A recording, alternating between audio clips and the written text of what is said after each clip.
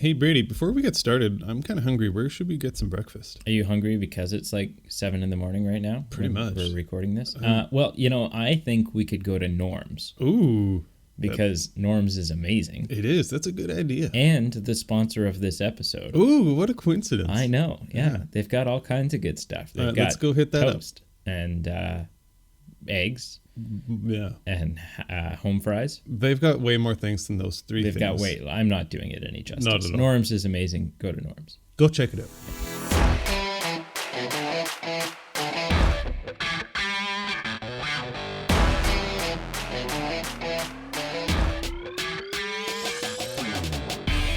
Hello and good morning. And when I say good morning, I mean morning. Yes. It's the earliest we've ever recorded. It is. It's quite early. I mean, it's not really early. No. We sound like whiny teenagers right now saying that it's early. It's currently like 9:21 in the morning. I don't want to sound like whiny teenagers either, but like you worked like late, so you were up late. I worked till like 1 in the morning last night. Yeah, and then like I didn't get much sleep either. And then neither of us got much sleep, so we're kind of walking zombies. I mean, normally we record this at like 10 o'clock at night. Yeah, that's when the juices are usually flowing. Yeah, so we'll see. We'll see how. So if we don't make sense this morning, that's why. Then, yeah, if we don't make sense this morning, then it turns out we don't make sense regardless of what time of day it is. Right. So we're back to reviewing movies. Yeah. We took a little brief hiatus last week. Yeah. And we're back. Yeah. Yeah. Before we get into it, let's do some housekeeping. Okay. So, if you haven't already, follow us on Podbean, like us on Facebook. If you want to give us some feedback, definitely would like hearing from you. We've liked the emails that have come in so far. So our email's all lowercase, themoviemenpodcast@gmail.com. Let us know how we're doing. Tell us if we're bad, if we're good, something you want to hear in the future, or just if you want to say hi, just tell us who you are and drop us an email. And for those of you who have done all this in the past, who have followed us and liked us and are listening, thank you for your support. And you know what? Even if you already are following us, unfollow us and then follow us again. Or just make a burner account and just follow us twice. Follow us twice. That's fine too. Get your techie friends to set up some sort of automated following thing. Set up an just account. Follows us every 15 minutes. Set up an account for your dog. Like if cats can have Instagram accounts and have like 1 million followers, and like dogs can have Podbean accounts. Yeah, exactly. I don't see the problem. Absolutely. So we needed to pick another movie and we put it to a vote again. Right. So we stuck it out online. Yeah. This time our category was, I guess, like adventure, treasure hunting. Yeah, treasure hunting movies. Which to me, like, that just seems like a summary thing, like seeing an adventure movie in the summer. Oh yeah. So our possibilities were Without a Paddle. Mm-hmm. National Treasure, The Mummy, the 1999 Mummy, not the Tom Cruise abomination. One. Yeah, and Indiana Jones and the Last Crusade. Right. Which one? Which I was a little ticked about. You did communicate this to me over text on Sunday. And here's the reason: not because I've got anything against Indiana Jones. No. But I simply hadn't. So brief little history into my Indiana Jones experience. Mm-hmm. I hadn't seen any of them. Cool. Just didn't grow up with them. Sure. Whatever. Yeah. Wasn't really all that interested. Knew the song, loved the song. Yep. But just didn't know anything about the lore. Sure. Then. Probably, I mean, whenever it came out, if this was like 12 years ago now or something, went to the drive-in to see some movies. Yep. With some friends, which was less of a ooh, this is what's playing, let's go see it experience, and more of a social hangout with friends ordeal. Sure. And sometimes when you go to the drive-in, there's one movie you are interested in, and then there's kind of a throwaway movie. Okay. Even if it's a throwaway movie, I always stay for both. Sure. I've paid for both. You've paid for it. So I might as well hate my life. And so we went, and one of the movies was Indiana Jones and the Kingdom of the Crystal Skull, or whatever it is. Right. Which I didn't dislike, but I didn't have anything. I didn't have a measuring stick to base it off. Yeah, right. And you didn't have a horse in the race, like you were. Yeah, I was. Whatever. It's okay.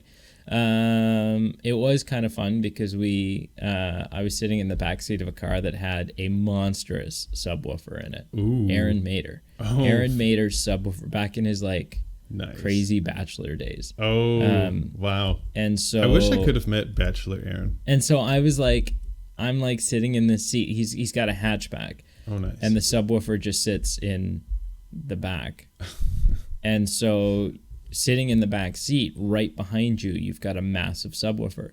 So there were scenes where Indy would jump on a motorcycle and fire it up, and the whole car would rumble. That's cool. And so that was a lot of fun. Right. All I really remember about the movie is Shia LaBeouf and swinging from trees, some monkeys with pompadours, and the fact that I'm pretty sure in the end it turns out it's aliens. Yeah, Crystal Skull, for those who actually are Indiana Jones junkies, that was a polarizing movie. I'm just guessing that the vast majority of them just hate that movie. Just hate it. There's a few people that are just so thirsty to have something more in that series that they just took anything that came, so they were receptive to it. Yeah. I kind of fell in that category. I'm I enjoy 1950s movies. I love Indiana Jones. I'd rather have a fourth one than not four at all. Doesn't he get married at the end? He does. He gets married, and then Shia LaBeouf puts on Indy's hat. He grabs the hat, and then Indy's no, I don't. Not think a so. chance. Not a chance. Not a chance, boy. And he puts it on. Okay, so anyways, so that's kind of my understanding of the Indiana Jones universe going into this. Fair enough. And I feel like you did want to watch the first two. So here's the thing, because I'm not a sociopath like you, and watching them out of order. Yeah, you were just watch the third one, and I'm like, what are you high? So they're segmented adventures. Yeah, no, I don't know, but I looked it up online, man, and they're when I was watching it, I did feel a bit guilty after what I told you, just because there were actually quite a few little Easter eggs and different references that weren't important to the plot, but if you hadn't seen the first two, it would have been why is he holding up that thing? Yeah, so here's the thing. Yeah, okay.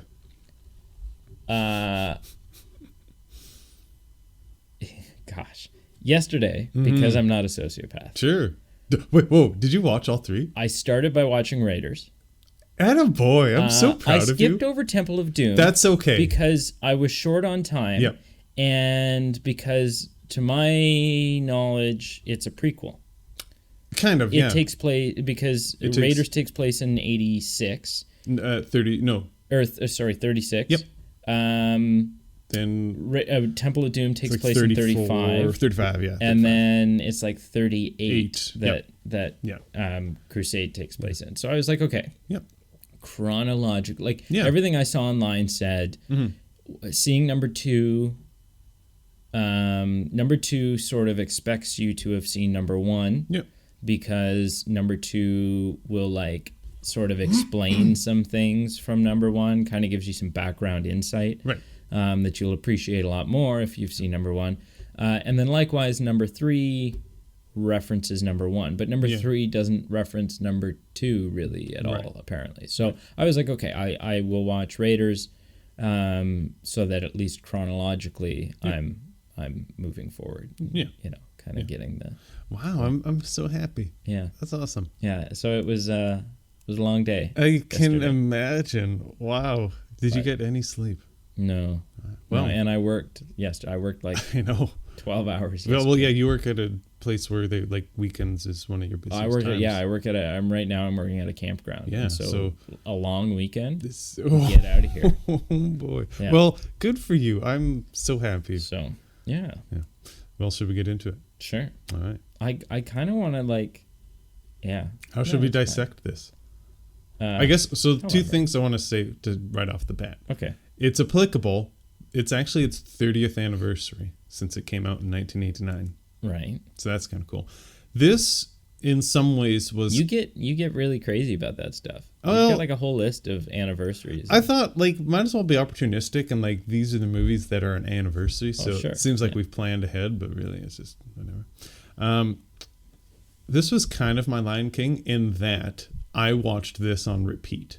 A little bit older than, say, the age you would have been. So I would have been like late public school. Not like that late, but old enough to watch this movie.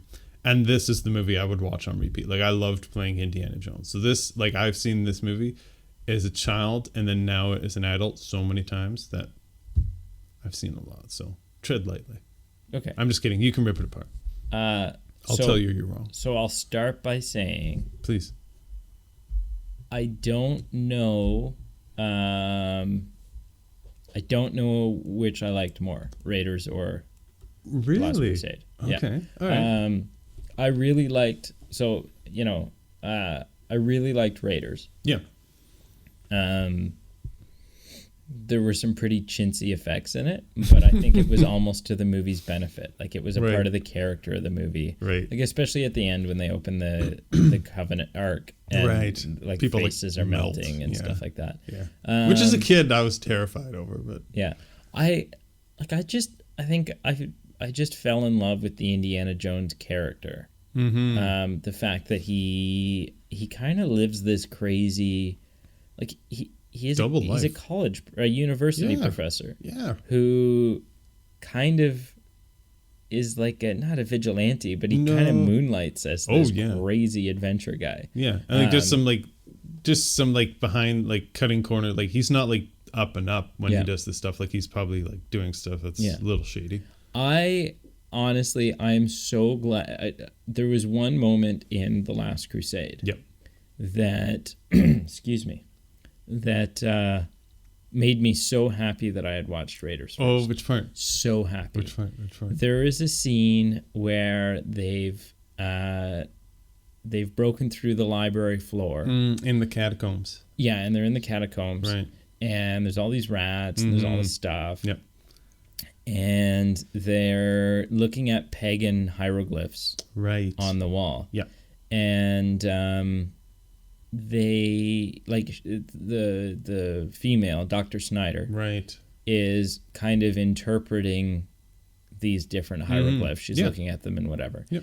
And she comes across one and she says, "What's this?" Yes. And Indy says, that one's the Ark of the Covenant. And she says, "Are you sure?" And he goes, "I'm pretty sure." Yeah.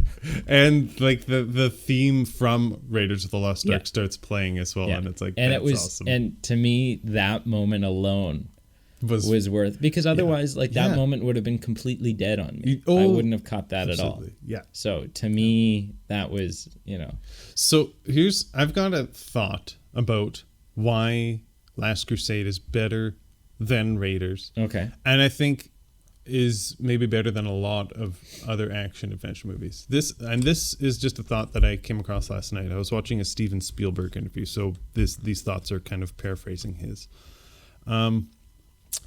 I think it's richer because it's an action adventure movie with this huge father-son story. That's really the premise. Sure.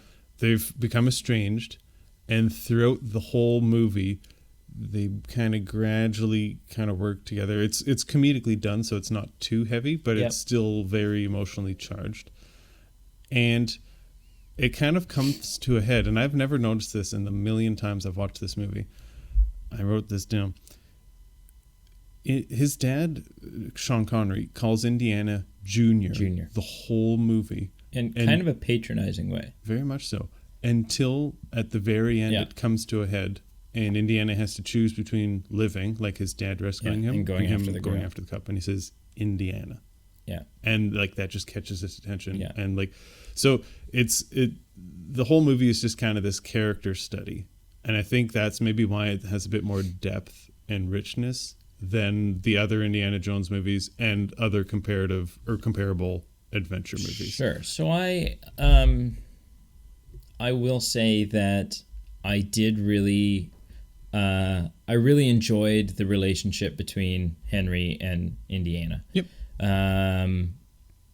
Mostly because it was just such a fun dynamic that Right. Henry, although Henry is probably more learned, he's a more seasoned archaeologist. Yeah.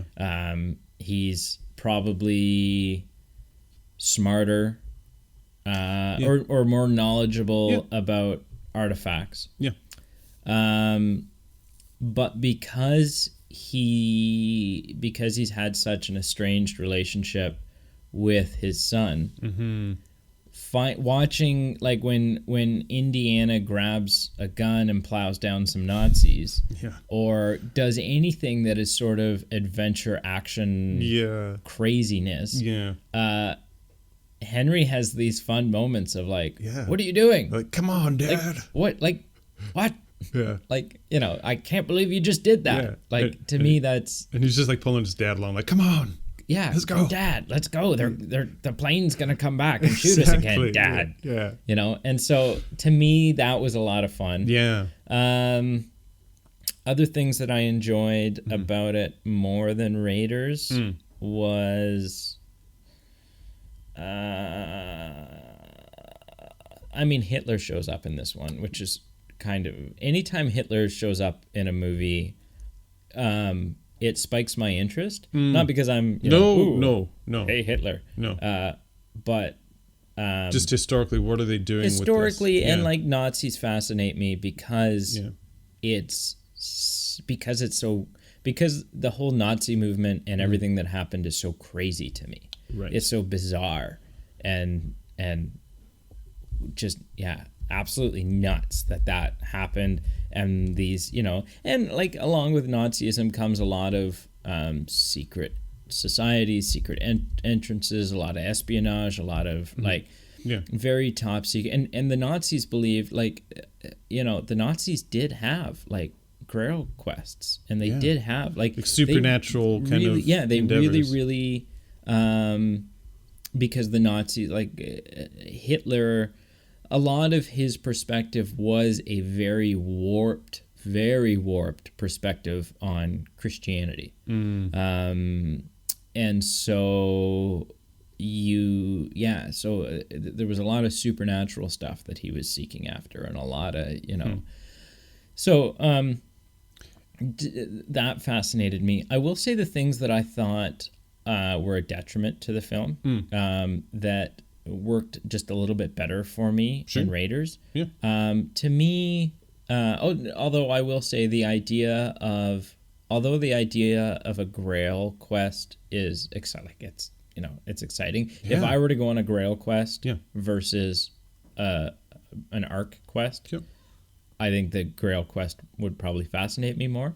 I just felt like it was a topic that had been done a lot, and maybe not like a lot of the examples that I'm thinking of came out after this, so it was like the first. But to me, because I've seen all these others, it was just a tired concept, right? Like not long ago, I just finished watching Da Vinci Code, so I just watched a Grail quest movie, right? I just watched us go after the Holy Grail and do all this stuff, which is a little bit different in Da Vinci Code, because spoilers, actually spoilers for this whole episode. Sorry, forgot to mention that. In Da Vinci Code, it turns out that the Grail isn't an actual physical cup. It's it's the womb of Mary Magdalene and the bloodline thing. Anyways, completely fictional story that's just fun. But to me, like I don't, I mean, you've even got Monty Python's The Quest of the Holy Grail, right? That's and true. So the idea of a quest to go find the Ark of the Covenant, that's not really was refreshing to me. I don't think I've seen anything. I'm sure there's stuff out there. Maybe I haven't seen anything like that. Neither have I. So to me, it was a more interesting adventure. Although I really did enjoy sort of the, like in Last Crusade, I really enjoyed the sort of the clue finding, looking for the next marker, the stuff inside the church when they're like looking at the Roman numerals and figuring out. That was very Da Vinci Code, very National Treasure to me, which I love, right? To me, that's super exciting. And actually, so there's some deleted scenes from this movie, and one of the best ones is they go into that church. And Nicolas Cage is there? No, Indiana goes and he steals the Declaration of Independence. Oh, okay. Yeah, it's pretty cool. Yeah. Which it just didn't fit story-wise. No, so they cut it out, I guess. I can see why. But to me, I don't know. To me, and maybe it's because it's the first Indiana Jones movie, but to me, Raiders was just the quintessential, you know, like he runs from the boulder. Right? Yeah. Like that moment in Raiders when the boulder happens, and I'm going, this is it. Yeah. And they really, Raiders does a lot more dealing with, like, The Last Crusade kind of shows you how he got his fear of snakes. Mm-hmm. But then they don't ever come back to it. He doesn't deal with snakes again for the rest of the movie. Not really. And it also kind of felt a little cheesy to be like, oh, and my dad's got the same thing, except it's with rats. And it's like, oh, well, come on. What is wrong with you people? Like, you know. I think you're valid. Like, I think a lot of people would say of the Indiana Jones movies, it comes down to either Last Crusade or Raiders for their kind of... So I'm very curious to watch Temple of Doom now. Yeah. And I am curious to rewatch Crystal Skull. Yeah. Because, so here's the thing. In Crystal Skull, and maybe I'm completely out to lunch. Yeah. At the end of Raiders, when they store the Ark, right? He's like, so Indy's all messed up because he's like, they're what the hell? Off. This isn't, you know, the money you're giving me is fine, but that's like an old man Harrison Ford. Yeah, damn it. There you go. That's you know, I want my Ark back. Okay, that. Yeah. You know, so he's all bent out of shape because they've given him enough money compensation wise, right? But they're not disclosing, you know, they've kind of confiscated the Ark and they're not disclosing what they're doing with it. And it ends up going, so the movie ends in this beautiful shot where that's a classic shot. They've put it in a crate. Yeah.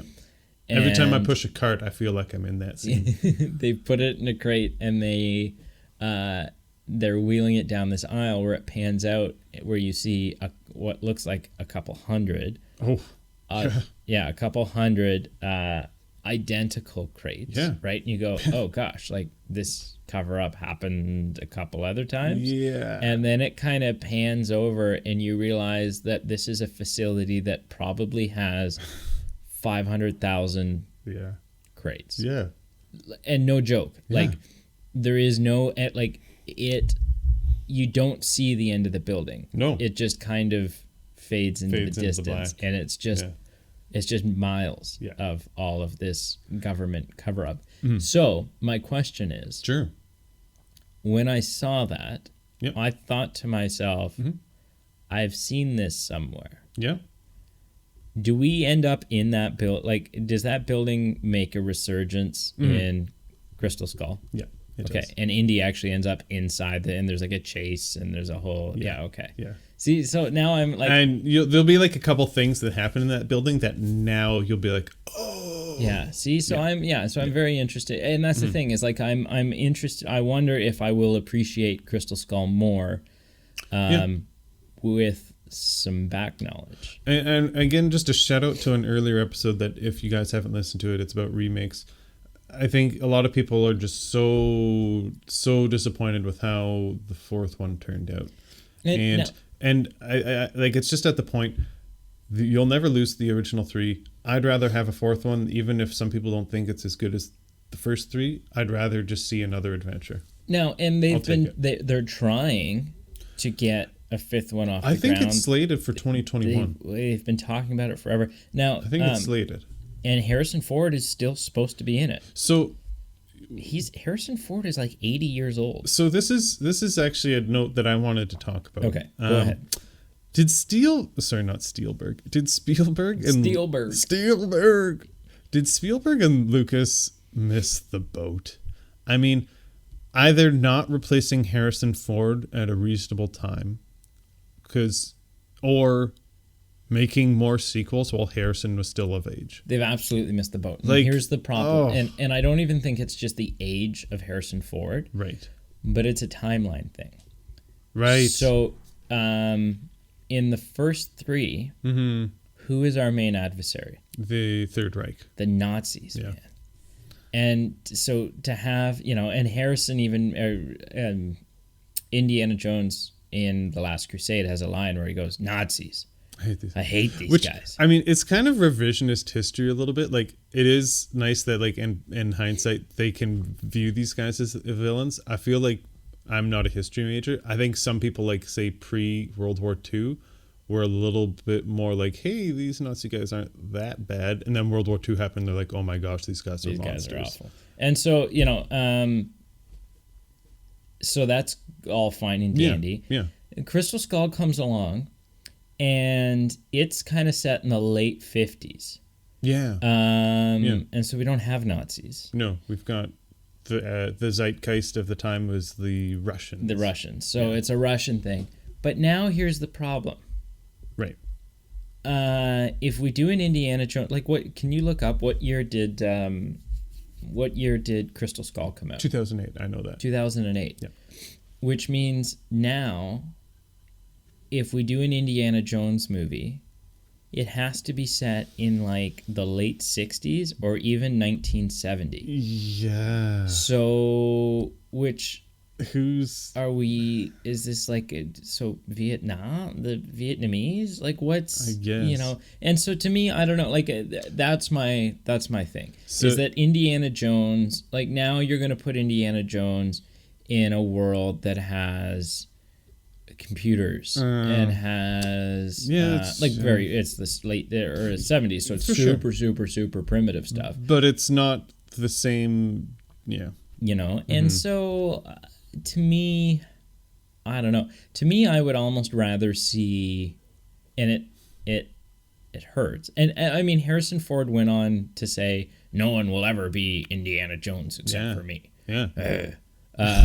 But it's kind of like everyone when you're doing an accent, like you do Christopher Walken, and it's like, wow, like all that stuff. Pineapple. And then Arnold Schwarzenegger is, and then old man Harrison Ford is just. That's it. That's how you. There you go, kids. That's your guide to impressions. Impressions 101. So, Michael Jackson is. But yeah, so I would almost rather see at this point them reboot it, but it would need to be rebooted so carefully. Like, here's the problem, and I think this is an issue that the new one, Crystal Skull, suffered from. Right. Was that it became too effects heavy.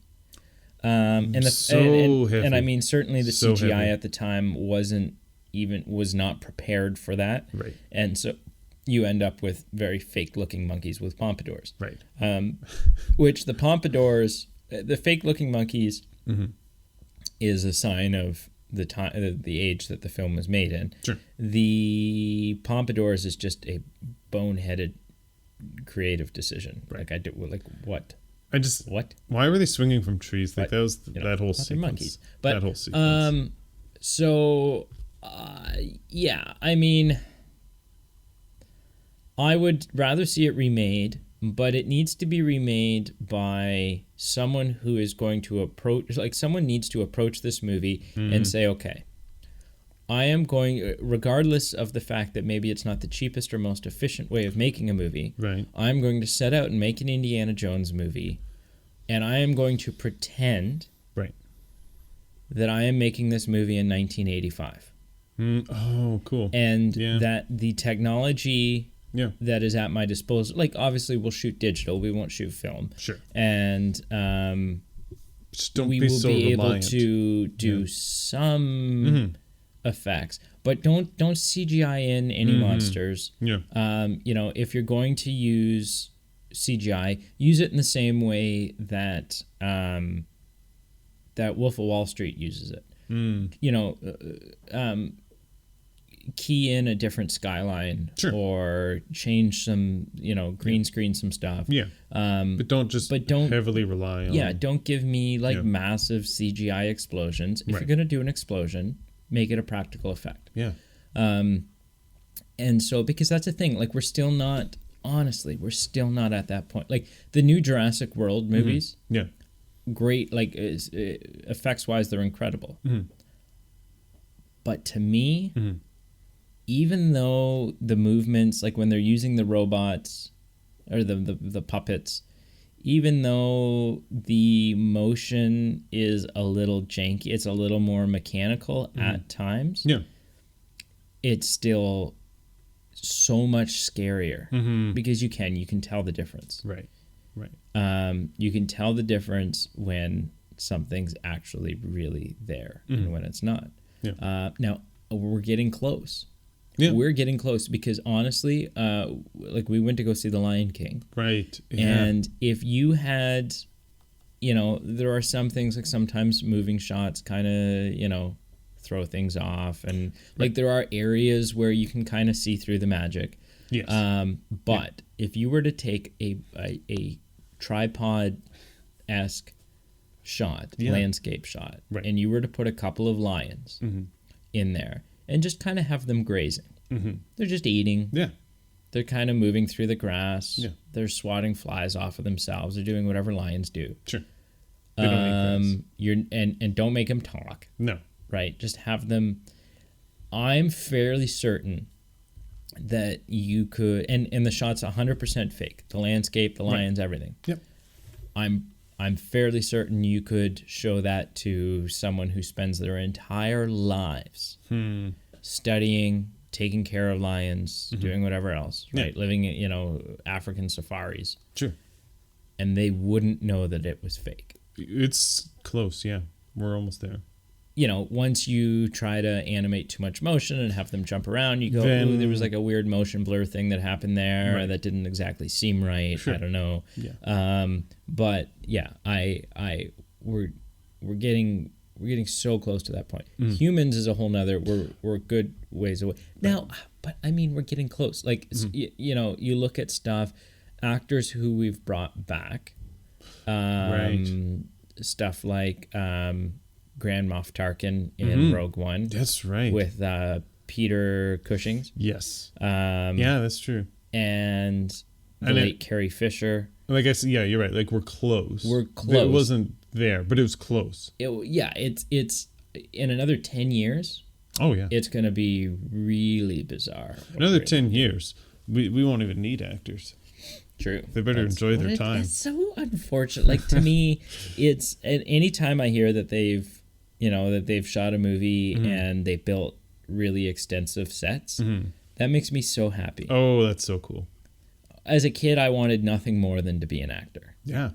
Well, nothing more than to be an actor. I wanted to be in a Star Wars movie, but then I realized the prequels were 90% blue screen. Like, yeah. And so, but you know, and the more that time passes, the less acting is what I, you know, now thought it was. Now I'm like, okay, well, you know, at some point, when I'm established, when I'm done with college and stuff like that, I will, I'll join a local theater troupe. Right. And that'll be because we'll have practical sets and we'll be able to act and react off of each other and actually, you know, have to memorize lines instead of, you know, kind of read the script line for line and then, you know, cut. Okay, where's the script? What's the next line? Okay, let's go. You know. Yeah. So anyways. So back to Indiana. Back to Indiana Jones. I would almost rather see them remake it. Yeah, I think that's... Then give us another one. I think that's the way to go. And I don't know who, you know, so there's been a lot of speculation on that. Could Chris Pratt do it? Yeah, there's been some talk about Chris him. Pratt do that? Understandably, but I don't think it's a good idea. People have talked about Aaron Eldridge, the guy that played young Han Solo in the Solo movie. Maybe. But I'm like, see, but then that becomes weird to me because it's like, No, he played young Han Solo. He's not young Harrison Ford. He's not gonna, when we remake The Fugitive, we're not gonna say every hey, Harrison Ford movie. Let's cast. this guy. we're doing Sum of All Fears again. We gotta get, come on. We're doing an autobiography on Harrison Ford. So I don't know who you get and who you put in that role. But and like, are we even? Do we need it? Right? Yeah. Do we, like, I'm not against remakes, like, whatever. Yeah. But do we need? But my counter argument to that is, do we need anything? No. Like, from an artistic point of view. Shut your mouth. I need Star Wars. Yeah, of course. No, you don't. No, You've gotten the 6 movies you needed. Are you why not make more? Are you a medical physician? No. Okay, well then you don't know, do you? I don't. Well, but I have WebMD. So shut it. I can use the internet. Okay. If they made a remake, I feel that George Lucas should probably be kept away from it. I think George Lucas is done. I think movie-wise, he's got no. See, there's something I read about specifically this movie is his idea for this movie was making it a haunted mansion. Like for his Indy idea. 5? No, for the Last Crusade. Oh, okay. Instead of going after the Holy Grail, they would have been in a haunted mansion. There's been bunch of awful. I think there was. And Steven Spielberg was like, no, that's dumb. Let's do this instead. I read a bunch of stuff at one point. I think there was a lot of conflict when they made Crystal Skull. Oh, yeah. I think there was a lot of out to lunch stuff that Lucas wanted to do. Probably. Like he wanted Jar Jar Binks to make a cameo. No. But yeah, so I don't know. Even, you know what? Like, you can't hold a candle to Spielberg's stuff. Like, he's incredible. Oh yeah. Even he is getting more. Like, did you see? Have you watched Ready Player One? No. Okay, so it's amazing, but it's a very effects heavy film. Yeah. And so, like, to me, Spielberg is E.T. Right. Jaws. Yep. Jurassic Park. Schindler's List. Yeah. The Goonies. Yep. This. Did you say Jurassic Park? Sorry. Yeah. Yeah. Jurassic Park. So stuff that, like, to me, movies are going through this weird transition right now, where there is really no such thing as, like, there's only a couple of genuine movie stars left. We've got actors. Yeah. Excuse me. We've got a plethora of actors. Yeah. Chris Pratt is an actor. Yeah. I wouldn't say Chris Pratt is a movie star. A movie star, like, the last remaining movie stars are people like... Give me an example. Brad Pitt. Right. So someone who just... People that you can put in anything. And it'll sell. And their name is so recognizable. Right. George Clooney is a movie star. Yep. So sort of like, and I think I'm going to go see tomorrow night, the Once Upon a Time in Hollywood. And so just even from the trailer, it's just kind of that, that general feel of character. Yeah. Is that, a female movie star would be Michelle Pfeiffer is a movie star. Yeah. You put her in anything. Yeah. And people will flock. Wow, Michelle Pfeiffer's in this. Right. Maybe Demi Moore. Right? Maybe. Stuff like that. Yeah. So, Patrick Swayze was a movie star. Yeah. Right? These names. Cruise. Kevin Bacon. Tom Cruise is a movie star. Tom Cruise is a movie star. Kevin Bacon is a movie star. Yep. But we don't have it. Like, even Jim Carrey's not a movie star. Yeah. He's a comedic actor. Yeah. And I'm not exactly sure what the threshold there is. Yeah. But I do know I'm not the only one that, kind of feels that way. Yeah. And I guess it's subjective. Like, some, you could argue both ways, but there's some definitive. But there are some definitive. Yeah. Leonardo DiCaprio is a movie star. Yep. Yeah. He is the type of person who you put in anything. You could put him in a character study about someone at a farmer's market. And then there's this new category of what I like to call franchise Viagra. What? Yeah. Where, and hear me out, Sure. an actor, and there's one that pops into mind specifically, that if you have a franchise Yep. and the franchise seems to be plateauing, you put this actor in Okay. and it Viagrafies your franchise. Right. And the only person who I can think of that is, pretty much a dead ringer every time. Yep. Not that it will make your franchise better, but at least the next movie you make is going to sell tickets, is The Rock. We're not really sure where to go next with our Fast and the Furious franchise. I'll bring in The Rock. Yeah, we've got 20 more movies here. We're going to try to reboot Jumanji and keep it going. Bring in The Rock. That's true, actually. We want to make a movie about a tooth fairy and sell it to the masses. Wow, Dwayne Johnson's our man. He's our guy. And so, but whatever. That's, I digress. Yeah. So, The Last Crusade was really good. Yeah. The football rally scene from Greece made a comeback in this movie. Do tell. The rally. Oh yeah. Just a little stab at Greece. So that was cool. There was a lot of, I would say, tensions were high a lot more in this movie, because we're constantly trying to evade and not get caught by the Nazis that are looking for us. Right. There's a scene of like the blimp. There was one moment that I genuinely laughed out loud. I LOL'd in a room alone. Wow. Which is the true sign of something being funny, when you laugh and you're alone. That is the litmus test. Yeah. And it's on the airship, the blimp. Okay. The Zeppelin. Right. When is it when Sean Connery was reading a newspaper? He's reading the newspaper and the Nazi it was upside down. Yeah. Oh, is it? Oh, yes. He finds him, and Harrison Ford punches out this Nazi and flips him out the window. And at this point, Harrison Ford is dressed out. He's disguised himself as the guy collecting tickets, right? And he's like, tickets. And so he punches the Nazi. Right.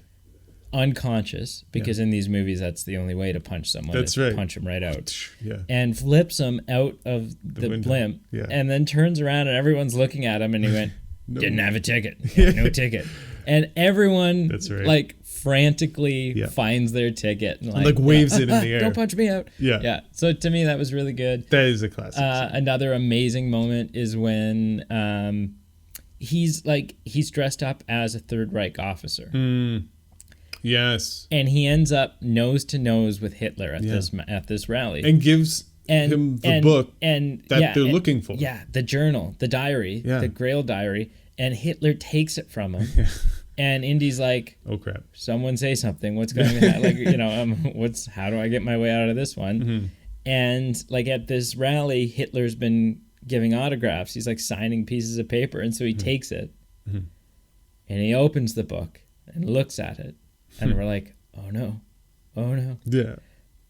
And then he just proceeds to autograph it and hand it back to him. Oh. And it's to me, that was amazing. Yeah.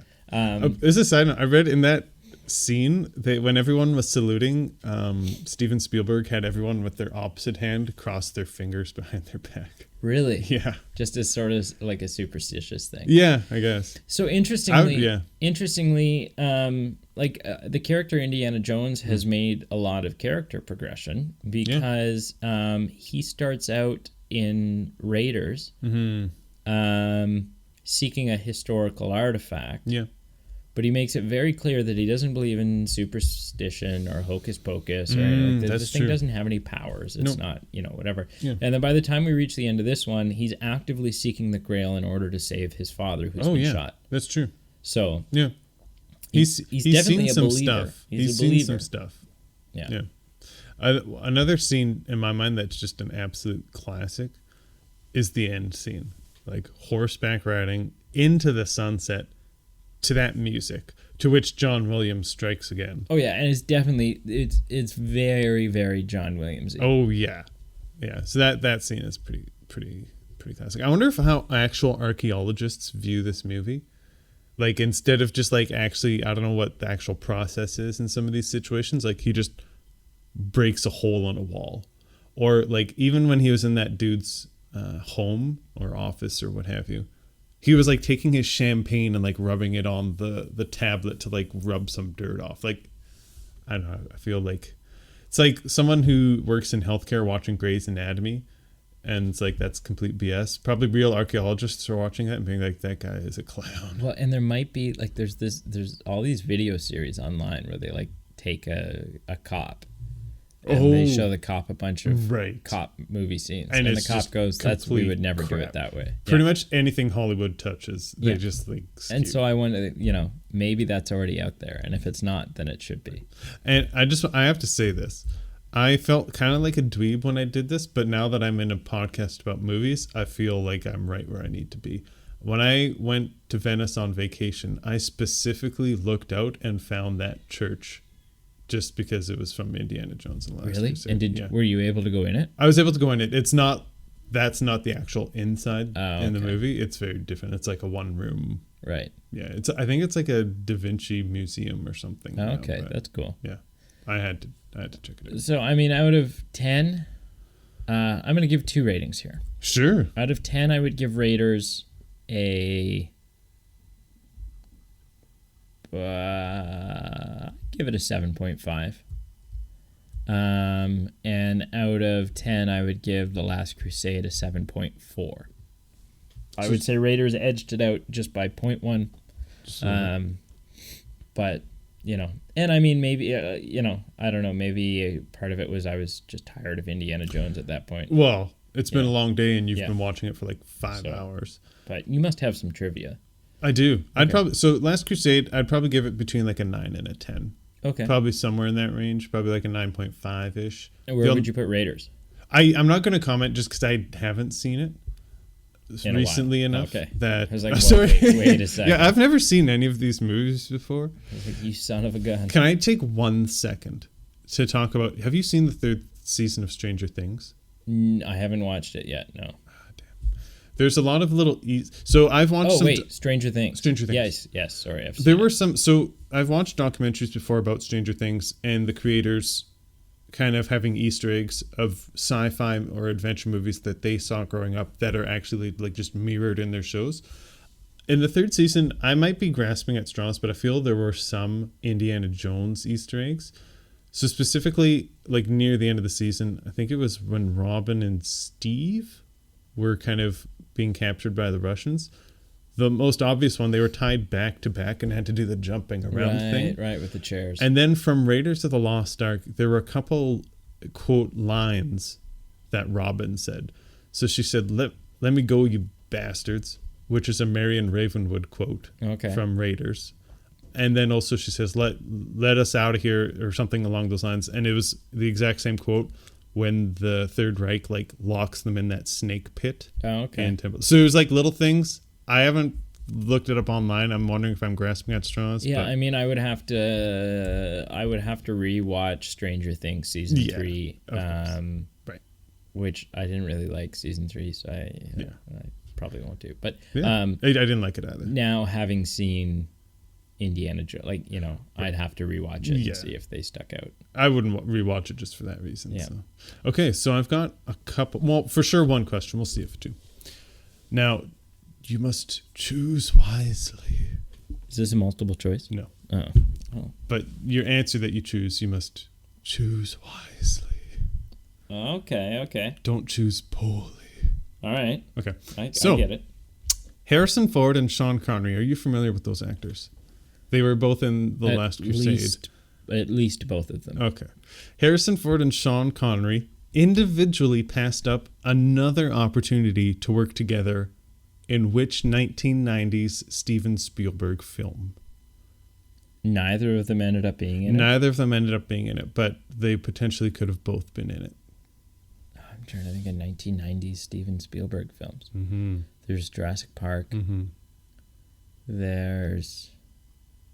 What else did he make in Am the I allowed 90s? to tell you, give you, all the things he did? Yeah, if you will. Oh, I'd have to have a list in front of me, too. For sure did Schindler's List was 93. Let me just... What else was in the 90s? Steven Spielberg. I'm gonna go with A, Schindler's List. I didn't give you many options to work with. What 90s movies? Oh, he made The Lost World, Jurassic Park, Saving Private Ryan, Hook. Yeah, those would be the main ones. Wrong. It's actually Jurassic Park. Really? Yeah, Ford for Alan Grant. Right. And Connery for John Hammond. For John Hammond. So, sorry, which movie did you say? Schindler's List. You chose Paul. Yeah. All right. Which, also, just jumping back to the movie one more time, that professor, or I guess he's not a professor, was so trusting of Dr. Schneider being like, let me choose the cup. He's like, all right. Oh, yeah. And, like, doesn't even just do a double take, like, are you sure? Are you absolutely sure? Like, there were 70 cups here. Are you sure it's this one? Because it was a fun and smart twist, too, that they realized the cup wouldn't have been gold. Yes. He was a carpenter. Yes. Right. Yeah. He wasn't a man of riches. Yeah. No. It's a cool little... Yeah, it was a smart approach. I'd be interested to... actually, I wouldn't. Like, I'm just curious. Like, the whole, it can't pass the seal. Like, I guess in a world where there's the Holy Grail, I guess there's magical principles that we can't understand. But just, why can't it... I guess the knight was just trying to protect the world from this power. And he didn't want I don't it to know. leave. Or just, Because it's not like that was its original resting place or anything. No. Yeah, I have no idea. Yeah, I don't know. All right. Should we... Do you have another piece of trivia? Well, I don't... It's not so much a question. I'm just going to state there were other movies that Harrison Ford and Sean Connery passed up being in together. So the one we talked about was Jurassic Park. Before that, they could have both been in The Hunt for Red October.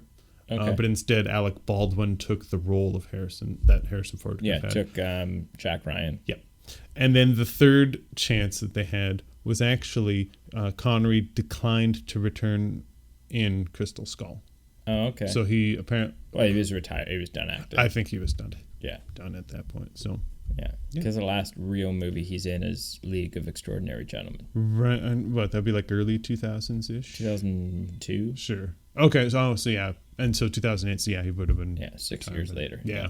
Okay. Okay. So the next segment, I just want to kind of refresh here Yes. for people who are somewhat new to the show. Welcome. Pete and I do this fun little thing. Why don't you explain it, Pete? Well, so each week we talk about what we've watched personally, and then we give one recommendation to the other person that they have to view it. Unless they've already seen it. Unless they've already seen it. They can watch it if they want, but... Or... Yeah, they can say, shove off, I'm not doing that. So what'd you watch? Pardon me. So, I watched your recommendation. I think is it just Alita or... Alita is... Alita Battle Alita Angel. Battle Angel, sorry. So yeah, I just watched that last night.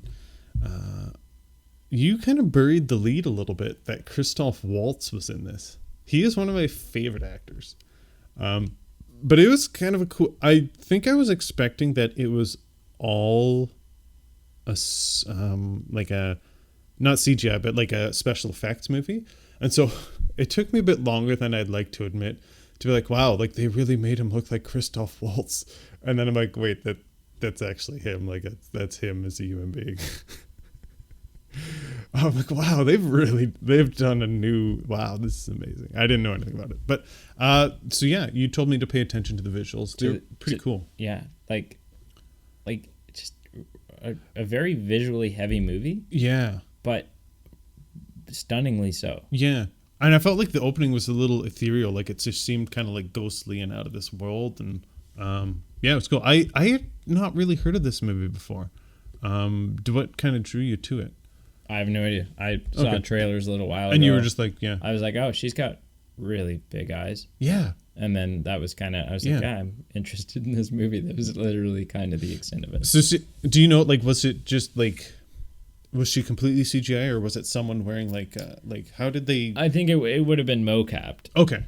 Okay. But, and maybe some like performance capture, like they had a camera pointed at someone's face, and then they kind of and then would have had to have gone in afterwards and digitally alter her face. Yeah. But yeah, I'm not 100% sure. Yeah, it reminded me in some ways. Did you see that movie? It was like Ex Machina. Yeah, yeah. It just very different movies, but like just kind of seemed similar. That the cyborg. It's such a fun mystery too, because the whole time you're trying to figure out who is she, like what is her background. Yeah.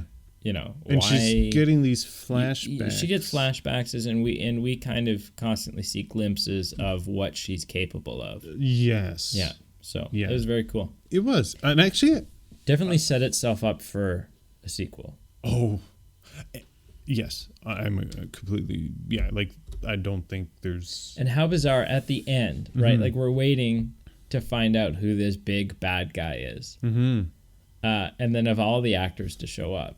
Edward Norton. I love Edward Norton. I know someone who just, to me, is a doppelganger of Edward Norton, but neither Edward Norton or this person are menacing at all, so it was just weird seeing him as the main villain. Yeah, for sure. And this movie actually had a lot of star power, because it had Edward Norton, Christoph Waltz, it had Mahershala Ali, a couple other people that I can't name by name, but they are recognizable. So... yeah, for a movie that was so new and had so much star power, I don't know how I hadn't heard of it. But yeah, it's cool. What did you watch this week? I watched Pulp Fiction. Cool. What did you think? Yeah. I mean, all right. I didn't dislike it. Yeah, but you weren't sold. Like I think it had too much hype. I do want to say this little disclaimer. It has some messed up crap in it. So when I recommend it, like I don't like the messed up crap, obviously. There's some elements of storytelling that I just absolutely adore in this movie. Right. I think for me, like, I don't know. I think it was just, I've gone all my life knowing that it's this crazy, iconic movie. Yep.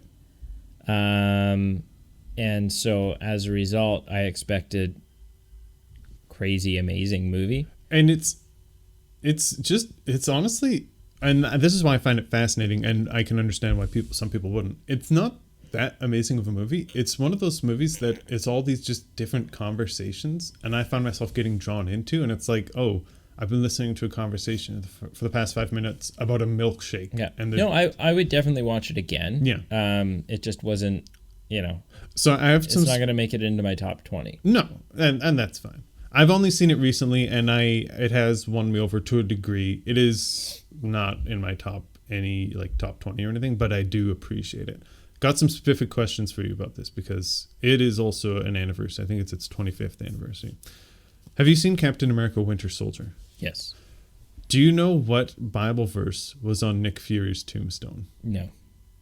It was the Bible verse that he recites in Pulp Fiction. Oh, is it? Yeah, That's Ezekiel, cool. the quote-unquote Ezekiel 25:17, which is not actually Ezekiel 25:17. Oh, is it not? It's been kind of doctored a little bit. Okay.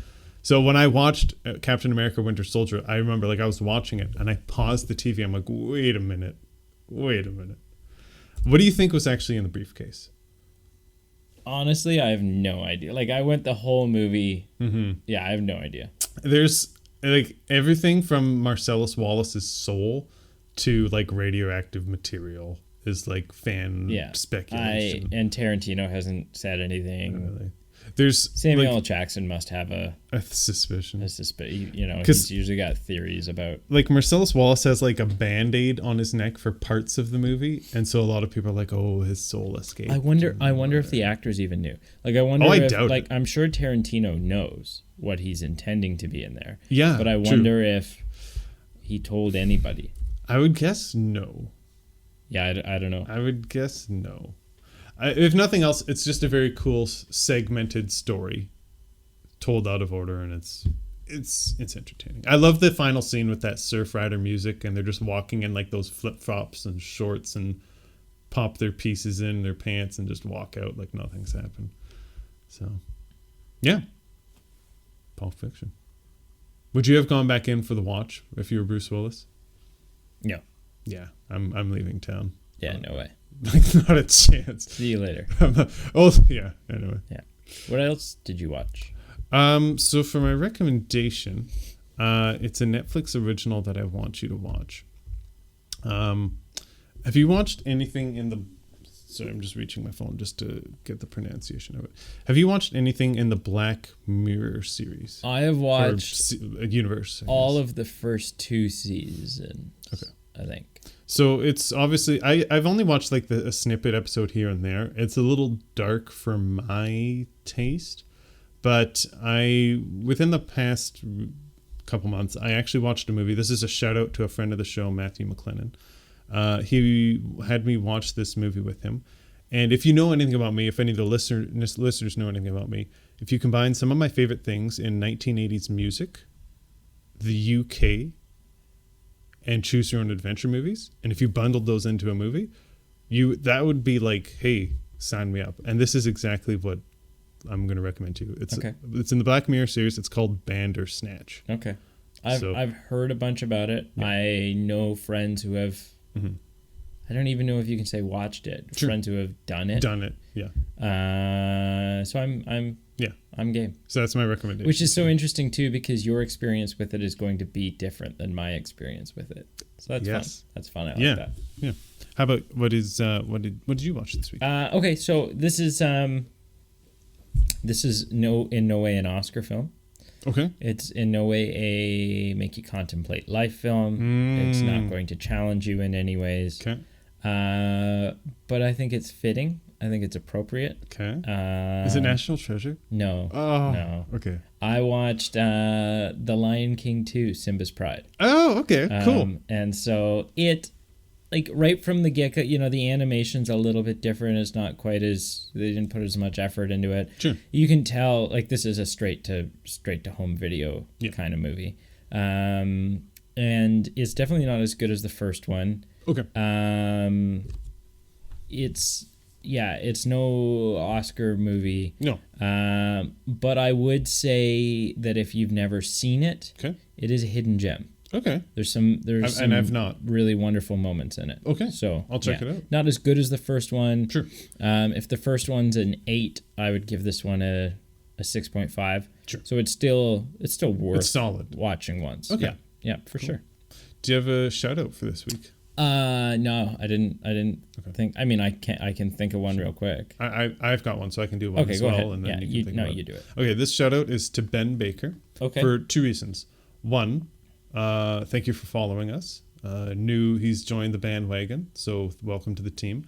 But also, I saw Crystal Skull with him, which is hard to believe, 11 years ago. Wow. Yeah. So he is an Indiana Jones-ite, I guess you'd say. I don't know what.